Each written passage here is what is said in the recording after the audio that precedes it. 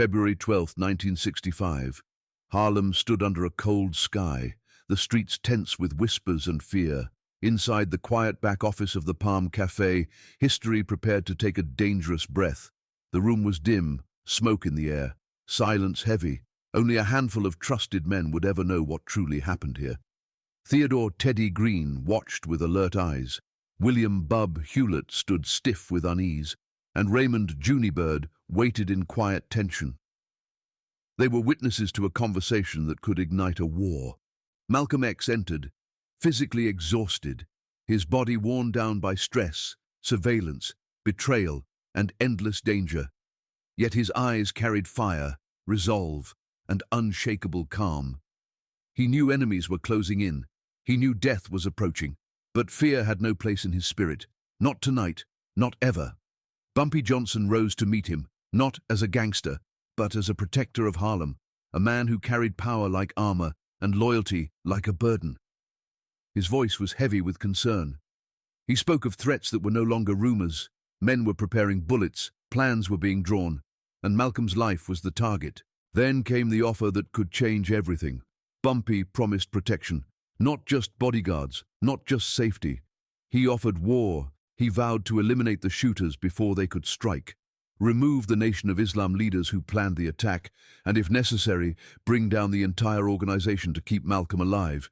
He was ready to burn Harlem to save one man, but the stakes were massive. Such a move would unleash chaos across black communities, ignite battles in streets already wounded by struggle, draw police fury, government retaliation, and rivers of blood. A war not between races, but within black America itself, a tragedy with no return. Malcolm listened silently, then answered with calm strength. He refused, not out of fear, but out of principle. He would not trade black lives for his survival. He would not sanction black-on-black killing in his name. He would not allow liberation to be written in blood spilled by brothers. His death, if it came, would not be the price of a civil war among his own people. Bumpy's anger erupted, frustration flooding the room. He couldn't accept watching a man like Malcolm walk willingly into danger.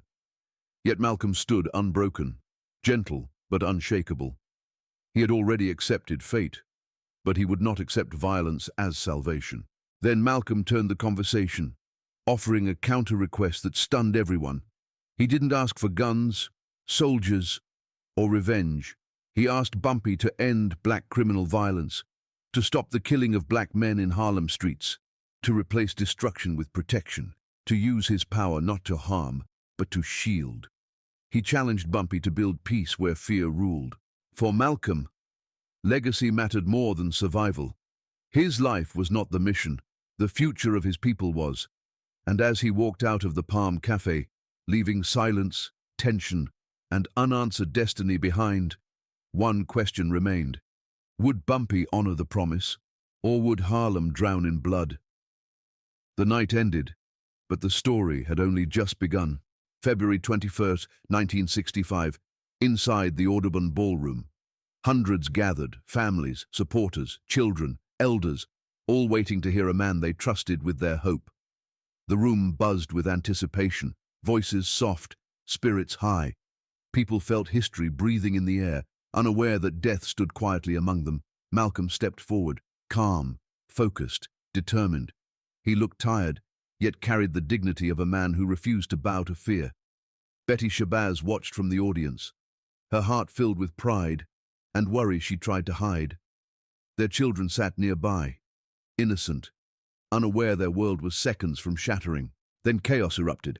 Men rose from different parts of the crowd, arguments staged to distract attention, and in a flash, guns appeared. Shots exploded through the ballroom, echoing like thunder. People screamed, ducked, ran. Blood hit the air, and history broke in an instant. Malcolm fell, his body torn by bullets, his voice silenced, his mission pierced by betrayal. Betty Shabazz rushed forward, crying out, consumed in grief and horror. People tried desperately to save him, but fate had already decided. Malcolm X, one of the strongest voices of black truth and power, was pronounced dead. The world did not just lose a leader, it lost a shield, a fire, a guiding star. The immediate aftermath was chaos. Harlem shook. Streets filled with anger, heartbreak, and disbelief. Riots threatened to ignite. Communities trembled with rage. The world reacted in shock. Nations mourned. Headlines screamed his name, while silence drowned households that once felt hope. Harlem grieved like a heart that had just stopped beating. Bumpy Johnson stood in the hospital, watching the devastation unfold, surrounded by noise, yet trapped in crushing silence. He said little, because pain had taken his voice. His anger burned, his guilt weighed on him like chains, and the promise he once made echoed painfully through his mind. When he finally turned away, he didn't feel powerful. He didn't feel feared. He felt alone, isolated by grief and regret, replaying Malcolm's final words, remembering the man who trusted him to protect Harlem, not with violence, but with responsibility. Inside him, two forces battled, the instinct for revenge and the haunting memory of Malcolm's plea to end black bloodshed. The war now wasn't in the streets. It was inside Bumpy's soul. Days after Malcolm's assassination, Harlem shook with grief, anger, and a hunger for vengeance. Inside Bumpy Johnson's world, his associates gathered for a Monday meeting, expecting blood. They believed war was coming. They expected assassination lists, retaliation plans, and an order to make the streets bleed in Malcolm's name. The room buzzed with impatience, rage, and loyalty sharpened into violence. But when Bumpy entered, the atmosphere shifted. He didn't speak like a man preparing for combat. He spoke like a man standing at the edge of destiny. Everyone waited for him to command war, but instead, he delivered shock. He refused revenge. He rejected murder. He declared that there would be no retaliation, no executions, no black-on-black killing. Not now. Not ever. Silence broke into outrage. His organization pushed back instantly. Voices rose. Accusations flew. Some called it weakness. Others called it betrayal. To them, Harlem's code demanded vengeance. Blood for blood. Power through fear. Dominance through violence. They couldn't understand why their king was choosing restraint instead of wrath. But Bumpy stood unshakable. His voice didn't tremble. His resolve didn't break. He remembered Malcolm's final request, the promise made in that dark room, the duty laid on his shoulders. He wasn't choosing weakness. He was choosing strength that took discipline, courage, and sacrifice. He would honor Malcolm not with death, but with control. Then came the final moment, February 27th, another meeting, another test of loyalty, another crossroads for Harlem. Bumpy stood before his men and made it official. He declared a permanent no-kill policy, not temporary, not emotional, but law. He announced a new era of non-lethal control, power without slaughter, influence without bloodshed. He gave his men a choice. If anyone disagreed, they were free to leave, free to find another life, free to walk out and never return. The room went still, eyes locked on him, loyalty wrestling with anger. But no one moved. Not a single chair scraped the floor. The silence spoke louder than guns ever could. In that moment, the promise Malcolm asked for became real. It wasn't just words. It became rule, discipline, and legacy. The streets would still be dangerous, but they would not drown in black blood because of him. And from that day forward, Bumpy Johnson carried not just power, but the weight of a promise he refused to break. The promise sounded powerful in a room full of loyalty, but promises only become real when they face danger. And danger arrived quickly in the form of a young and reckless rival named Marcus Williams. He saw Bumpy's new policy not as strength, but as weakness. He believed Harlem's throne was open, and he stepped forward to take it, spreading rumors, challenging territory, and daring Bumpy to prove himself. In the old days, Marcus would never have lived long enough to boast. The streets knew how Bumpy handled threats, swift, final, and unforgettable. But this was a new era. Instead of bullets, Bumpy unleashed intelligence.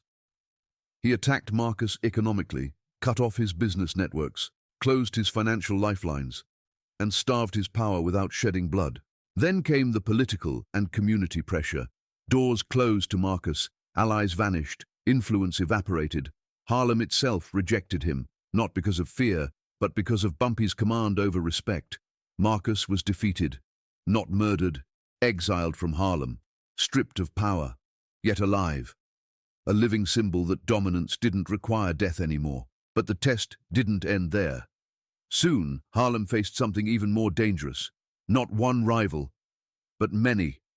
The Harlem policy wars erupted, multiple operators pushing at once, greed rising, ambition exploding, and chaos threatening to swallow the streets. In the past, this moment would have become a massacre, a battlefield paved with bodies. Instead, Bumpy chose a different battlefield. He negotiated, he divided territory fairly, he created arbitration councils, turning criminals into reluctant diplomats. He replaced ego with structure, violence with order, pride with peace.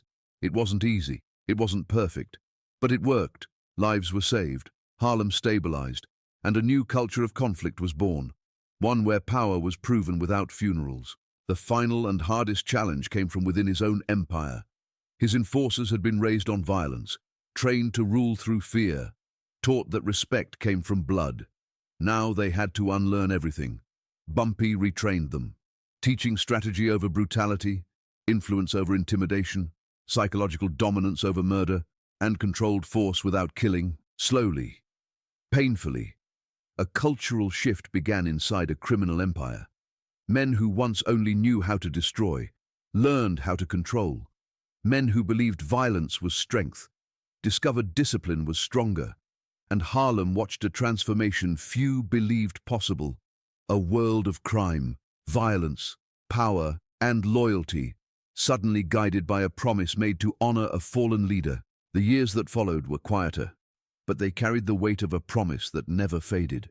Bumpy Johnson lived the rest of his life honoring Malcolm's request, guiding Harlem's underworld with control instead of chaos, discipline instead of blood, and strategy instead of fear. The streets did not become perfect, but they became safer from one of their most dangerous threats, the threat of black men killing each other for power. Harlem began to stabilize. The murder rate inside its criminal circles fell. Internal wars that once seemed inevitable now became negotiable. Conflicts that once demanded bullets now demanded conversations. Young operators entering the game looked at Bumpy differently, not just as a ruler of Harlem, but as a man who changed what power looked like. He showed them that dominance didn't require death, and that strength didn't always roar with violence. Over time, the symbolism grew larger than the streets themselves. A legendary gangster had adopted a moral code born from a revolutionary. Two men from different worlds, different beliefs, and different paths became bound by loyalty, respect, and a shared love for their people. Malcolm shaped minds while he lived, and reshaped the underworld after he died. That is not just history, that is transformation. This story proves something powerful. Malcolm's final impact was not limited to politics, speeches, or movements. It reached into the darkest corners of power, into crime, into places no one expected his influence to touch. His death did not just take away a leader, it forced an evolution. It changed how power behaved. It challenged men who ruled through fear to rule with restraint. In the end, Malcolm's legacy did not end when the gunshots echoed. It lived on in decisions, in discipline, and in a promise kept by a man who was never supposed to care about morality. His life fought oppression. His death redefined ethics in the underworld. And together, Malcolm X and Bumpy Johnson left behind a truth that history rarely tells. Sometimes brotherhood goes beyond ideology, beyond law, beyond expectation, and shapes the future in ways the world never sees coming. In the end, this story is not just about crime, politics, or history. It is about power carried with weight, responsibility carried with courage, and brotherhood carried beyond boundaries. It is about a promise born in silence, honored in struggle, and remembered through time. Malcolm X fought for dignity with his words.